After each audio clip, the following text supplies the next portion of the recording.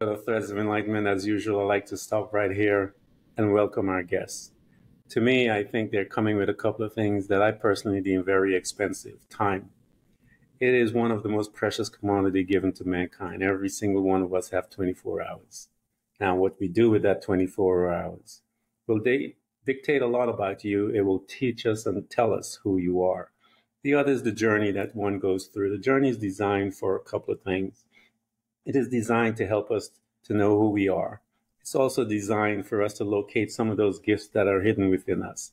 And then it ushers us into the space by which I call servanthood, and we get a chance to live there, experience life from there. But that journey houses pain, wisdom, all of it. It made us, it made Gregory who he is, and he is here to share both of those expensive commodity with us. And we want to thank him for coming to Threads of Enlightenment. Thank you very much for having me, Ken. Appreciate it. It is a pleasure, man. You described the role of the servant, and you would like to describe how I serve the world. Is that it? Yeah, we want to know what are you doing right now to serve others? And I tell people the thing about servants, and we got a chance to talk about it briefly, is that they're continually growing. And as they grow, the things that they serve from will also grow. And so those things that you have now is going to be different 5 months from now. So I always tell people, tell 100%. Them what you got now. I certainly agree with that. Always be growing and learning. Yeah. So yes, my name is Greg. I'm from Montreal, Canada, and I own a physiotherapy clinic called From the Ground Up Physiotherapy. And I'm all about helping people to get to the root cause of their problem. So typically when people think about physical therapy, they often imagine themselves lying on a table with the idea that the therapist is there to fix them. You know, come and I have back pain, fix my back pain, fix my knee pain, whatever it is.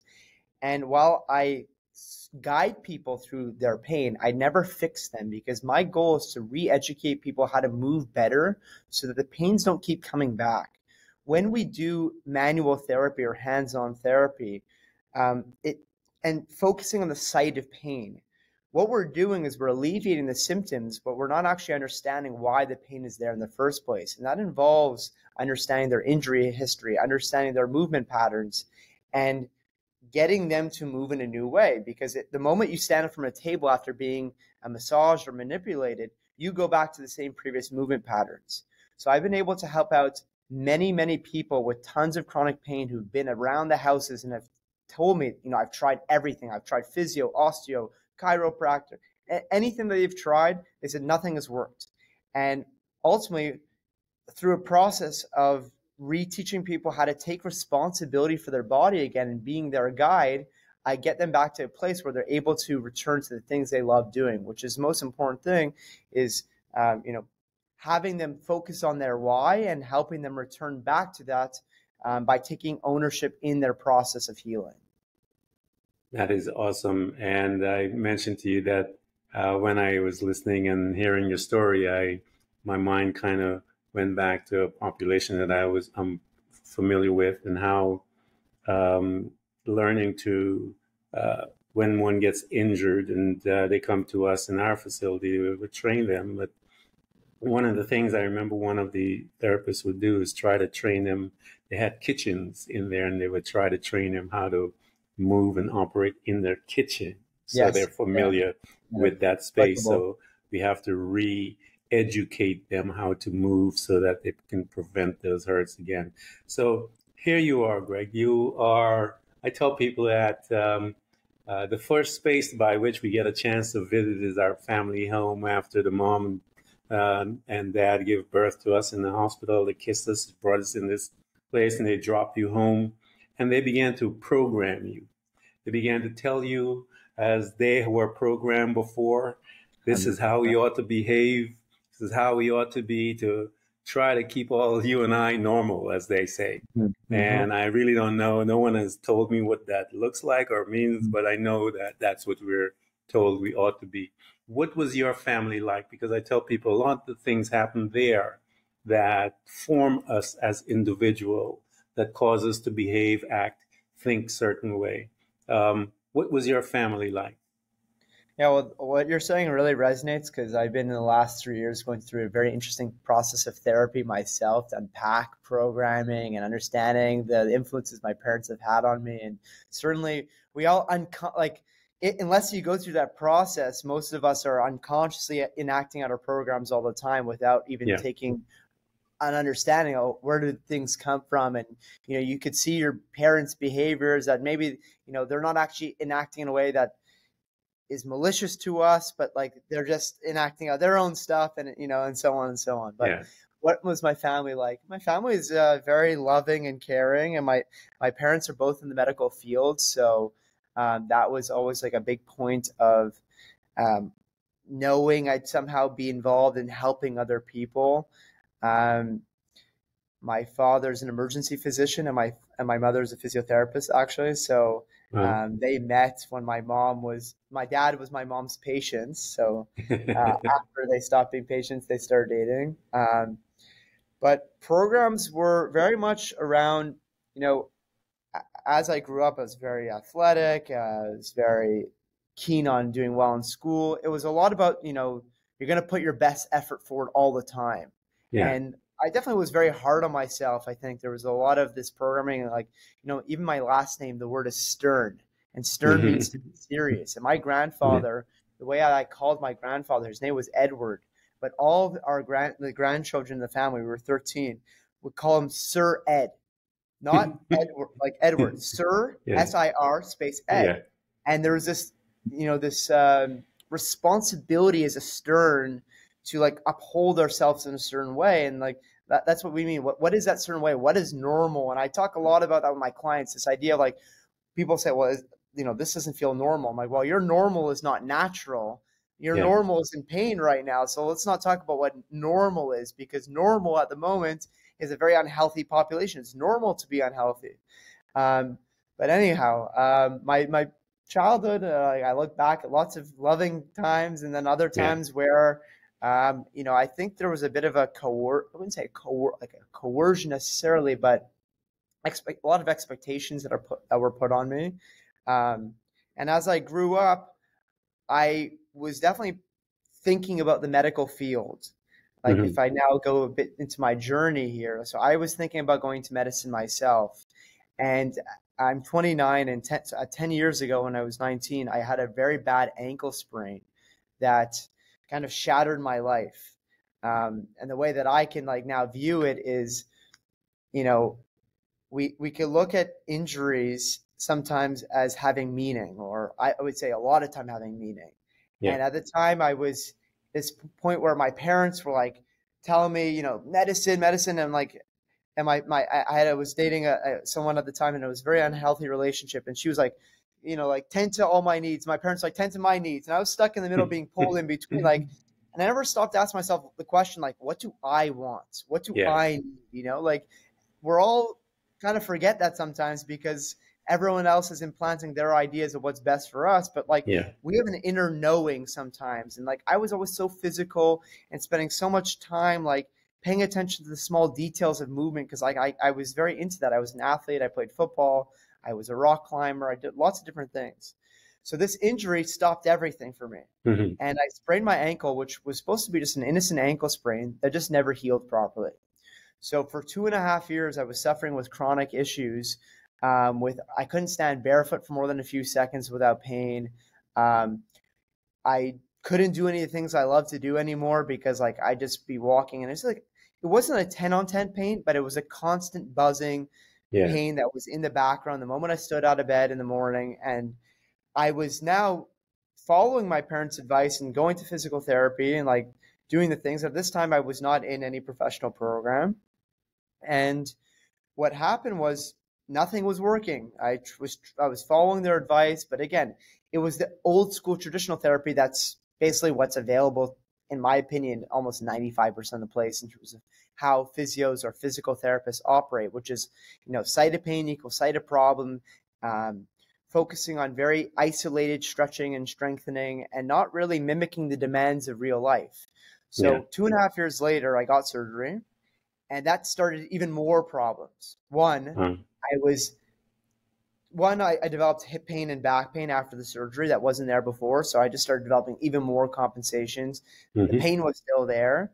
And two, I very much hit a low point because in my mind, surgery equaled poof, somehow the pain would go away. But like I didn't Yeah. realize that was just the start of my journey, to be honest. Yeah. So the surgery arrives and passes, and I'm now like in a very depressed state. Well, I probably was already pretty depressed at that point, and I was super low, and I was desperate. I was searching for answers, and um, I had like one vacation with my family, which was just like I just remember it being like extremely bad. Like everyone was, I just like so stuck in my head because I was like in my boot still, and Yeah. anyways, I eventually realized that like no one else is solving my problems, and I needed to take a deep dive to understand like what's going on. And that's when I started getting obsessed with like studying, and like my YouTube was my education. I was just going on YouTube, finding different mentors. And then at the time, again, I was thinking of medicine. This is when I was having to make a decision about um, what I was going to do after my undergraduate degree at McGill University. And I was, my parents like, oh, like we're doing applications. But in the back of my mind, I knew I can't do that. Like, it's not what I Yeah. want. Like, I need to be in a field where, right now, I don't care about anything else but getting out of pain because I'm still in pain at the time. Yeah. And I eventually started to find the right mentors who, again, are not like what are practicing conventional ways of practicing. And those mentors, slowly but surely, I started learning how to get my whole body, a holistic approach where I was standing and learning actually how to load my foot in different ways. And I can nerd out on foot mechanics later if you're so interested. But Yeah. uh, I got my foot to learn how to flatten, how to re-arch, how to tolerate load, how to tolerate speed. And, fast forward years later and like getting into different footwear as well. So I used to wear orthotics for 5 years. Now I hike barefoot for 10 Wow. kilometers. I Mm-hmm. now, slack lines where you put the slack line across two trees. I could slack line and I could do it forwards and backwards. And this is at a point where I couldn't stand barefoot for more than a few seconds. I now longer have zero pain. And I ended up going to physiotherapy. Like, the whole timeline's a little mixed up here, but the whole idea is that even when I was in school, what I was learning wasn't what I know now. It Yeah. was still what I had been given when I was the client receiving physio for my own problems. So all I have to say is that it's been a long journey of self-exploration of like my own mental states, but also like education wise, like institutional education is usually very far behind, I find. Hmm. And it's just led me to a place where, eventually I'm like, all right, I want to open up my own space so that I could, help people along their own journeys. But one of the things that you resonate with at the beginning, you said something about healers and about, 5 months from now, it's going to be different than before. And Yeah. like my brain is always like latching onto the next, not like hot topic, but like I dive deeper and I find I know when the right mentor hits and Yeah. I dive into their world.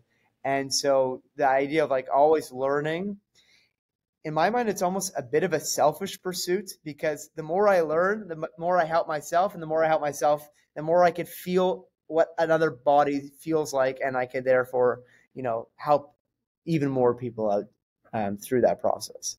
Yeah, I don't think it's selfish at all. I think it's necessary in order to Yes, expand yes, who you are and what you yes, do.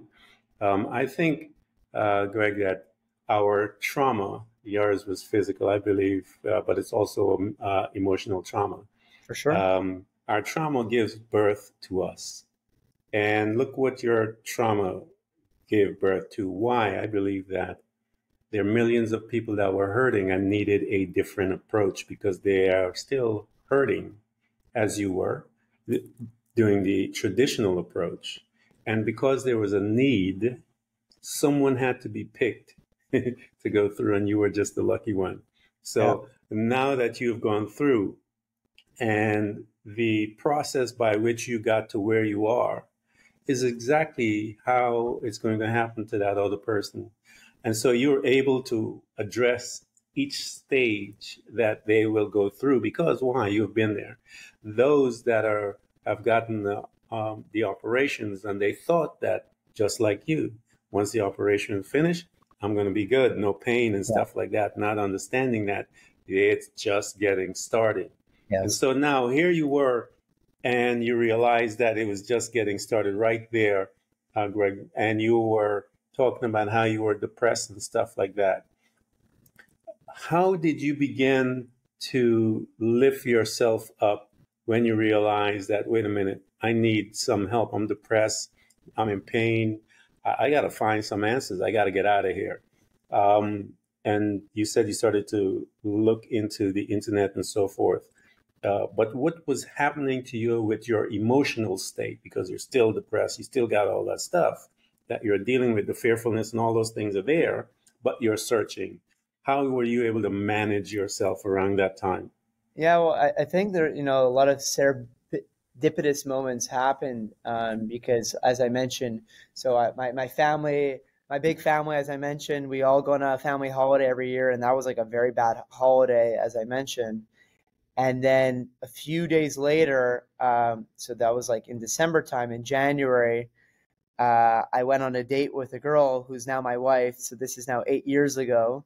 Mm-hmm. And so I think she's just an extremely positive person, and having someone I had been in prior a very like first love type relationship, super passionate in many ways, but also very toxic in many ways. And then I ended up finding my wife today, who kind of just injected a lot of positivity in me and like kind of got me out of myself, because I think suffering happens when you're so focused on yourself, and like the moment you start focusing on other people and serving Mm-hmm. other people, suffering goes away, or Yeah. it can start to be alleviated. So that was a huge thing, just like having the right people in my life. And then I guess it's slowly defining my boundaries of like, all right, like I don't want to go to medical school. Like just saying Yeah. out loud was a huge thing. Another example would be, I was at the time, my parents would do anything for me to get into medicine, because to me, Yeah. like they thought that was like the highest achievement almost for themselves, potentially. I think like, oftentimes they think what's best for them or for you, but you're a representation of them, I think, as Mm-hmm. well. Yeah. And I was at a moment, and I remember very specifically telling them, like, I want to go to physiotherapy school. And my parents just said, no. Like, what do you mean no? This is my choice. And I just ran away from them. And that, like, on my painful ankle, I just ran away. And like those were the moments of like defining boundaries for the first time. Like, I'm gonna go ahead and like listen to my calling and Yeah. not another person's. And so there's the emotional side, having the right person, and then like finally like defining the boundaries of who I am versus who my parents are, my family. um, and like knowing this vision in my head, that many years ago. Like, I think exactly what you said, this idea of trauma. Like at the time, I was in the worst state possible, but now, only because of that pain, I now own my own clinic. I love Yeah. what I do. Every day I get to serve people, and it's the best job in the world, right? But it Yeah. only came through that pain. It gives um birth to it because it's 100%. there was the need beyond you, Yeah. and Yeah. but you were, and that's why I tell people, we those that have gone through, Greg, are were called, they were designed to go through it because they they know, they trust that you would not be a hoarder of the information, selfish, where you just learn it, Yeah. get your healing, and move on, Yeah. and whatever. They knew that you had a servant heart and that you would then, as they say, pay it back, if you will. Yes. Um, so here you are, and I always tell people about this. They're living a circular life because they haven't made a decision yet. You made your decision, and I love how you said that about your parents, because I told my sons, until they find that, when you will look at me and say, I don't give a damn what you say, Dad. Mhm. This is what I want. I Yeah. said, until you find that, you haven't found it yet. Until you can Mhm. say that to me, you haven't found it yet. But when you Yeah. find it, you will say that because you know that this is the way for me, the path for me. So once you made that, because I tell them, when you make that decision, something begins to happen to you. you know that this is the right decision for you, and then you begin to embark on the next phase of that confession, and that is to acquire information, knowledge. As you Yes. stepped out, Greg, and you began to acquire information, you mentioned that you were looking at the internet, looking for mentors to begin Hmm. to um, open this new arena to you. And you found those mentors, the first set of mentors. When you found them, how did that finding of them, how did it begin to impact you?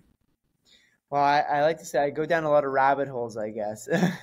So the first mentor actually is an interesting company by the name of the Foot Collective. And Hmm. so they're all about this concept of natural footwear. So I'll just define that very quickly. Like when we think about footwear, most people think of good shoes like an Asics, a New Balance, a Nike, a Brooks, something that has a lot of rigidity, supports, motion control. But if we look back to evolution, the idea is a shoe was just meant to protect the foot from the ground and nothing else, not Yeah. impose on the foot. So they would educate about this idea of like, finding a much more wider toe box shoe, something that's flat, that's flexible, that can move.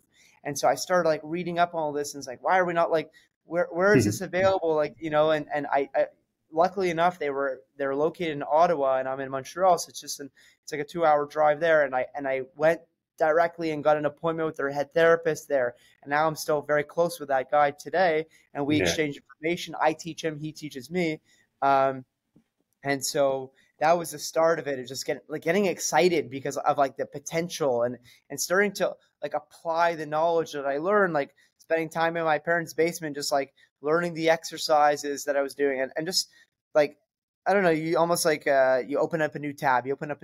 and it's Hmm. just open. You just spend Yeah. hours learning from the different people, because that world wasn't there to me before. It was more the traditional strength and conditioning world, and this was more like your quality of your movement matters. And so, yeah, YouTube as well, finding different people and just binging hours and hours of Yeah. content and starting to formulate my own ideas. Because at the beginning, like you're just taking information, and then Hmm. you have to take the time to kind of process like who has merit, and also trying things out. Because the coolest thing about what I do is like when I learn, like you said, I have to feel and I have to you have to apply on yourself. Yeah. And that's where I find a lot of the education lacks in physical therapy school, is that there's not like a project of movement. It's all about like, okay, like where's the anatomy, knowing anatomy, Hmm. what the name of the bone is. Yeah. But like I should learn how to teach someone how to squat properly or how to hinge properly, how to jump. And none of that really existed in school. And so um, that's kind of what I did once I found the right people. But anyhow, it's just opening up tabs and Yeah. learning and assimilating and practicing and then seeing what worked and started to feel a little bit better and going through more pain and setbacks along the Yeah. way. But as long as the trend was upwards and I felt like I was making progress, then I knew I was going in the right direction. Yeah. I always say to people, personal growth and personal development in any form is never a linear journey. It's That's for sure. always back and forth, back and forth. And I give them an example of a plane. The destination may be from New York to whatever. And in the destination, there's a compass, that inward direction that you have. That desire says, I want to learn this particular thing. I want to grab as much as I can. That compass is there. Yeah. But there's also these things I'll call air turbulence, and they have so many different types of air turbulence. And I tell people there's different types of situations that will come into your life. But the compass is still there, Greg. Compass still keeps you as you're going all over the places, getting people get sick, get hurt, whatever. But the compass will bring you back. And in time, you will land. But you have to deal, and based on the type of um, situation that arises, that captain has to make the adjustment to that plane, just like you did, and Yeah. everyone. And so it's not a linear thing. And people, I tell them, perfection is the enemy of personal growth, because if you want perfection, you get frustrated because You don't even know what that is, but you get Yes. frustrated at it. So here you are, you're learning, you're applying, and you're now taking the lab and the theory and mixing it and seeing the Mm. results. So you're Yes. experiencing it for yourself. And as you stated, you are getting energized as you gain more information. As you began to notice, Greg, that it started to work, I'm looking at this, I'm like, wait a minute, things are happening. When you began to see that, and so, what did it begin to do to you as the individual that is experiencing all of this, and you're noticing it, man, when it's really noticeable? What was that, and how did you feel when it began to happen in your life? Well, I think it's an interesting thing because at the time, I was in physiotherapy school, and I'm now starting to ask questions to teachers that they don't have the answers to, or like I just Yeah. recognize like maybe this is just not the right environment, and like I almost have to wait it out and like share with a few classmates, but like you don't want to act as the boastful person because like you're not there yet, even though I'm Yeah. just the student though, but like people can get easily set in their ways. So the teachers are set in the ways that they classically teach. And like there's certain methodologies and practices and normalized paths that you finish school and you go and you get your manual therapy license, level 1, level 2, Mm-hmm. level. You get more obsessed with like certain tools, and they're just tools. And like, but we're like forgetting the overall picture. And so I was in this state of like, I would talk out loud, but then realize like sometimes Yeah. like you have to hold back because and Hold I'm it just like back. waiting to get my license, and Yeah. I knew right away I can never work under another person Yeah. because of that type of environment, because I am rattling the cages a little bit or a lot in the way that I practice, and it either makes people uncomfortable because when you're other people are usually doing their own thing and like all of a sudden you're challenging their notions, they either have to open up the whole can of worms or just shut down that Yeah. person. And I knew that like it just would be more appropriate for me to like start on my own. But I had like friends that like I would nerd out with and like talk about these things, and um, but I was always excited to share what I was learning with like friends and stuff, and like give people free treatment and like Yeah. train my friends because I was just trying to, get my hands on subject number 1, 2, 3. Before now I've seen thousands of clients. At the beginning, it was more just, um, you know, starting off and starting to share with those that were receptive. Yeah. And when you started learning about the science of the compensation, because people tend to miss that, because you're compensating because of this and that, Yeah. and pulling all kinds of stuff out in your body as you're moving through life. And again, you have to learn and relearn Hmm. balancing and all these things in order to make sure that you don't do that compensation and hurt your body. So as you're learning all of these, you're seeing that the current system by which is in place in your school and has been practiced for 100 years, and you are now stepping a few lines out, if you will, and Yes. you're seeing the results. Talk to me as to some of those folks that you were practicing on, and that you, as you are gaining more knowledge and you see the results in you. First of all, let's talk about you with your foot. How did you begin to reconstruct your movement? What did you notice? And because that's going to lead to your system, if you will. Yes. Yeah. Yeah. Um, what did you begin to notice as you were reconstructing you, Greg? And how did you begin to formulate your own style, your own way by which you are practicing now? So again, another like moment of having the right mentor at the right time. I stumbled on this guy by the name of Gary Ward, who's out of the United Kingdom, and he has a book called What the Foot, Hmm. and he has a course online, and I got access to this course, and it was all about teaching the foot how to flatten out and how to rearch. Now, when people hear the word flatten feet, they immediately say, oh, that's bad, that's bad. But the foot Yeah. is like a trampoline that's supposed to flatten and Mm-hmm. supposed to re-arch, and that flattening effect allows absorption to take place. So I had spent so much time in orthotics that were exactly the opposite. It was pushing Yeah. me outwards and not allowing my foot to act as that trampoline, that rubber band that stretches and then contracts back.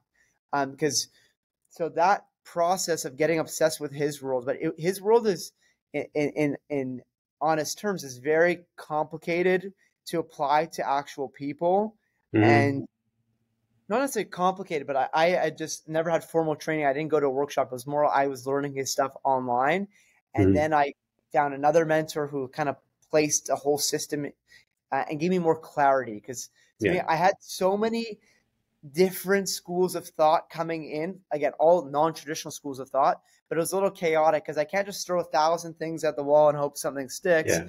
I need to understand, like, okay, the person in front of me, what's the most important thing that comes to them? And so I did a formalized 12-week mentorship um, by some guys, more guys at the UK. So they're more innovative than the UK Yeah. people. And they gave me this mental framework to be more clear and concise with my assessment process Mm-hmm. so that I could really see like what's happening. And now I could see immediately what's going on with any individual. And then once I had the assessments, like then I could now start to use all the different tools that I had in place to help re-educate people's bodies. And now, fast forward 3 years, 3.5 years into my practice, I have many, many different tools, but I have an overall framework and understanding.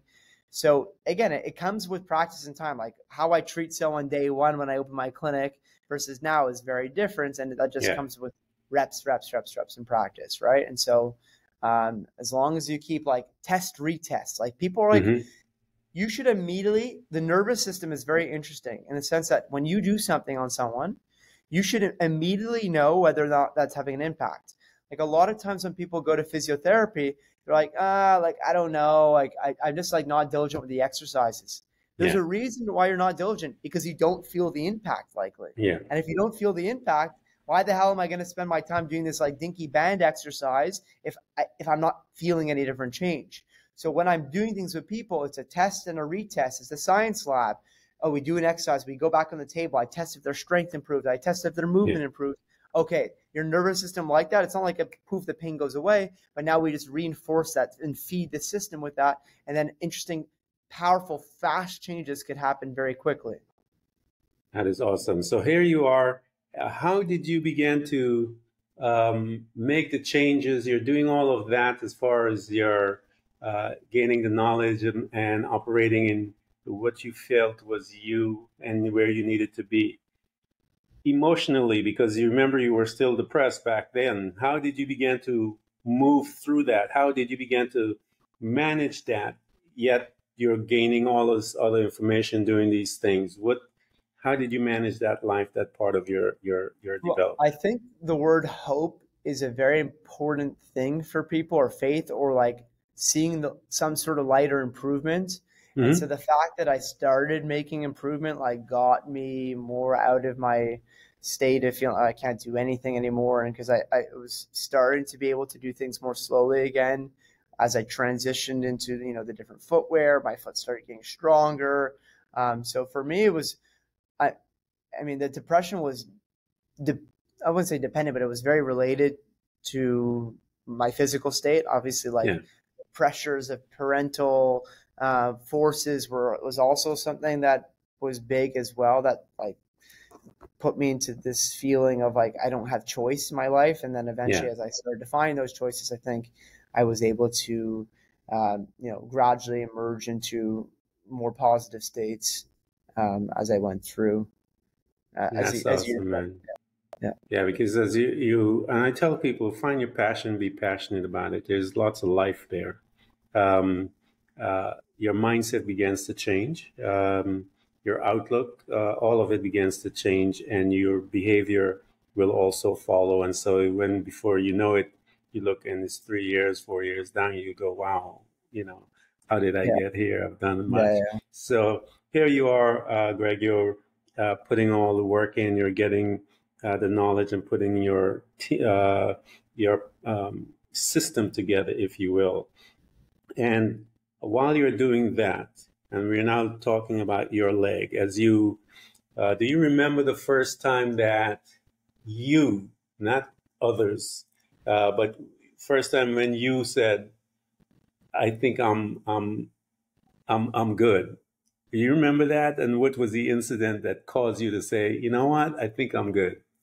Yeah, well, with the whole Foot Collective, they were big on this idea of going for barefoot hikes. Yeah, And I decided I was going to take my first barefoot hike. And I made it up the mountain. Well, I mean, again, like, and I've led people on barefoot hikes who've had no experience now, but like later on. yeah, So doing that first barefoot hike, it's such an enriching experience because like everyone's like, aren't you gonna like sprain your ankle or like get pierced by a rock? It's like, well, our feet have evolved to walk barefoot for yeah, hundreds of thousands of years. And so I went barefoot and like just seeing people like walk by me and like, oh my God, this crazy person. And I think, going more and more into this concept, like there's this guy that talks about this, like, be the weirdo. You know, hmm, weird, go outside that normal that we keep yeah, talking about. This idea, yeah, be the weirdo, go and explore your body. And now, I'm very confident in my skin to go out and move in public and do things that like we don't usually permit ourselves to do. So I think yeah, that barefoot hike and was really the start of all of the this feeling of like, all right, like I'm gonna keep doing this, and I had a great time, and I love seeing people just walk. You walk by them, and their eyes open up. yeah. So yeah, That's awesome. Being normal. A lot of people, I call that normal, the fence by which they keep us in control. hmm Um, because as you were telling your story, be that weirdo. What does that mean? It means be the one that is not going to be in the fence, within the fence. And so yes, everything and everyone that is not quote unquote normal is in their mind that are in this fence or the weirdos. yeah, And they're the ones that are, I think, those are the normal ones, the ones that have stepped over that line. Because normal to me means that you have an opportunity to be you, whatever that is. yeah, Um, and I tell people all the time, step over that line and become. And they're looking at me, become what? I'm like, become anything you want. I mean, just it's up to you. It's yeah, in you, but you have to be able to have the courage, right? It took courage to step out and be the weirdo when you do your walking and people looking at you. They're looking at you through the lens that are the programming that they have. And that programming tells them this guy walking without his shoes is not a normal person. hmm Why? Because they have been programmed that. And yeah, that not knowing that you with a shoe on, that's really not normal, yeah. but that's how it is. So here you are, and you're gaining all of these things, and you know that you wanted to open your own space because I know you're going to have to deal with mom and dad. The mom and dad is still there, you know, and you decided a long time ago where you told them, no, this is where I'm going. And as you gain the knowledge, talk to us about that step of stepping out on your own and putting that together because now you're walking in to become an entrepreneur in a space by which is not normal, if hmm you will. So you're going against the grain in many ways. How did that process happen? How hard was it for mom and dad to let it go? Yeah, well,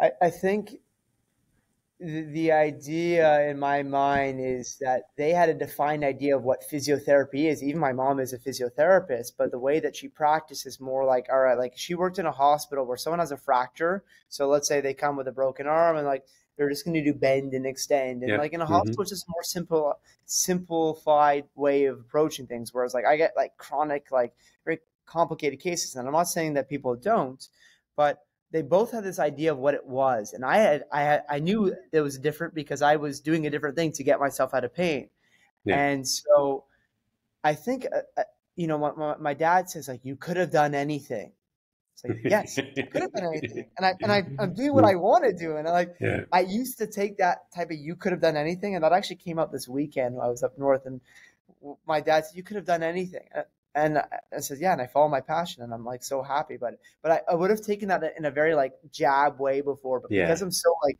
the only approval I need in this planet is myself, right? yeah. Like, and that like that's so hard to get to. Like, Oh, I yes, it is. like no one, not many people go there, and it's like Yeah. the state of inner peace that goes like of just living what you want to do. But my parents came around for sure, and it's not that that no event happened where they said like you can't do it, and then I'm like, well, this is what I'm doing. I define that boundary, and that they were there to support me, and like for sure, like they definitely while they might think what they know is best for me, and I think that's a lot of parents think they know what's best for their Yeah. child, instead of like facilitating their inner calling, they supported me along the journey of helping me open up. So um, I it wasn't like always a fight.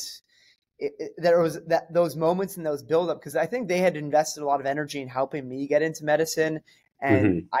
I was putting that or trying to convince myself that was what I want. But when I was in so much pain, really at the back of my mind was, I need to get out of pain. I need to get out of pain. And as I went through and accumulated all that knowledge, then it's like, all right, well, now I have all this knowledge. I'm not just going Yeah. to throw it by the wayside.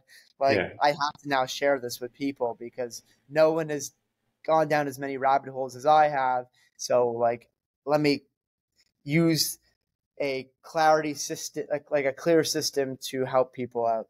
So, with time, I opened up in 2020, actually right during COVID. Right. COVID. I graduated 2019 in November, and went out and opened it in June 2020. So that was definitely a fun journey, but it gave me time and space, because again, like I mentioned, my parents were very gracious with me and helped me out financially to like get this whole thing started. So I didn't have the pressure of needing to perform right away with my clients. And so that was where I could still be in that mentorship phase and learn. Yeah. I mean, I'm always in mentorship phase and learning, but like there was obviously I still needed, the helpful thing of being working at another clinic is that you do have other people that are older than you and more experienced, albeit they are still in the normal traditional Yeah. ways. Hmm.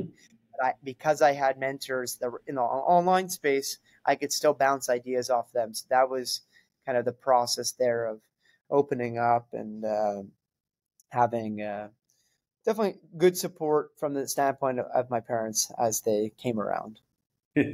um, Talk to us, Greg, about that time, one of your complex cases, because uh, the reason why I ask these questions, those that are listening to us, I want them to see the skills that it takes to be with you and where you are. And so, one of those complex cases, because this is where you're going to get to see the transition, the movement from pain to that freedom from pain. Yeah. And when someone is doing that, and like you in your transition, there was a time that you were like, wow, there's nothing there. Walk us through one of those when uh, one of your clients, one of your patients or clients that Mm-hmm. were able to make that transition, because I think that is such a precious thing to see the joy that enters into them as much as it enters into you. Bring us into one of those complex For sure. For cases, sure. and how So did you able to move through?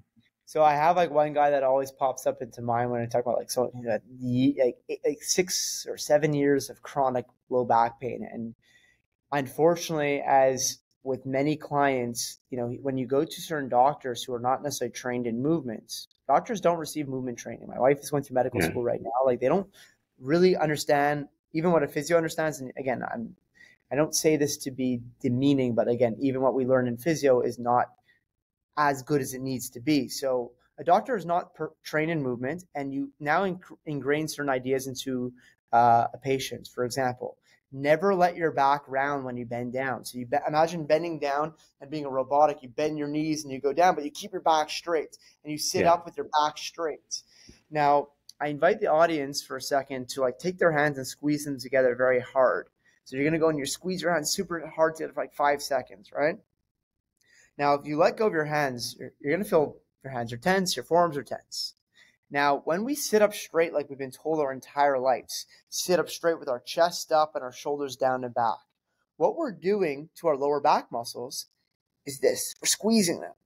Now, if your hands don't want to be squeezed for more than 10 seconds, imagine your lower back every time you're sitting up straight with your back straight, squeezing and creating tension 24 hours a day. Yeah. So most of the time, what we need to do, and I like re-educating people through this idea that learning to slouch and relax your body and let your back relax so these muscles could elongate is huge. And then imagine I go and I teach someone how to bend down with a nice slouchy back, and then I teach them completely how to get the weight out of their back and into their legs. What happens to their body, because they're so used to lifting up through their back, is that they end up having their legs quiver. Like the nervous system goes into shake mode because they're just so not used to it. So I had this guy, I mean, like, yeah, I could get into more details, but what I did, I just taught him how to move in 3 dimensions, how to move his pelvis left and right well, how to be on one leg and rotate and explore, not define what's okay and not okay. Because I find oftentimes we say, okay, these are the movements that are good and these are the movements that are bad. It's like all movements are okay, but we need to teach our body how to explore them in the right ways. Yeah. So I got him, and like within 6 sessions or 8 sessions of him dealing with 6 years of chronic back pain, he was finally out of pain, and he was so excited, and he just like, he couldn't believe like, you know, what his life was like, because he was a banker, and his life was like so much in stress. And a lot of what I teach people is about like restorative breathing techniques as well. So getting the rib cage to move and learning how to exhale so that the ribs come down and relax. And so I gave him his life back, and it's super rewarding. Like every day I see lights light up in people's eyes of like, oh, wow. Like if I get good at this, my pain will go away. And like those shakes go away after a few weeks or a few days. It's just new load for the body going, what the hell is going on? This is new for me. And then all of a sudden changes start happening, and, you know, exciting lives and people. It's great. That's awesome, man. All of you guys that are listening to us, and pain and back pain, lower back pain, pain in general is pretty stressful to the body, mind, spirit, all of you. And we are honored to have Greg here that is skilled within how to teach us how to invent our bodies, if we will, from whatever accident or whatever situation that caused your pain. I have someone that is a little unorthodox, if you will, and has stepped out from normal and is able to guide you in that area. I want you, if you have families, grandfathers, mothers, brothers that are in pain, I'm going to provide all of his stuff because you guys need to get to him. No one needs to live this life while they're here in pain. I had broken as a young man working at Coca-Cola. I was up in the air on a forklift doing something, slipped and fell, broke my coccyx, my back. I mean, it was just a mess. And so I know some of my life was with pain, and I've learned how to maneuver my body. And I don't think I have that much at all, unless I'm getting older, Greg, and sometimes coming out of bed, I hurt my back, man. So, it's age. What can I say? I was talking to my brother. We were laughing about that. That's what happens when you get into your 60s and stuff like that. Man, you roll out of bed and you get hurt. But anyway, guys, I'm telling you, I want you to get in touch with him because we're going to provide that. There's no need for you to be in pain. All you need to do is reach out, and he has ways by which he will be able to help you out. Greg, I wanted to thank you so much for coming to Threads of Enlightenment. This has been good. Yes, thank you very much for having me. And what I'll say just to that note is that, just because I'm not in Montreal, I do provide both in-person services, virtual services, but because of the fact that I know my methods are more unique and I want to get them out to the world, I packaged together an online program that's extremely affordable, with the idea being that it's the exact same system and exercise that I use one-on-one with my clients that have come to me as last resort. And it's simple to do in the comfort of your own home, suitable for beginner or advanced. And it's something that you could, do and make significant process, because you don't need someone necessarily by your side. For sure, like there's a whole community associated with this group and a place to ask questions.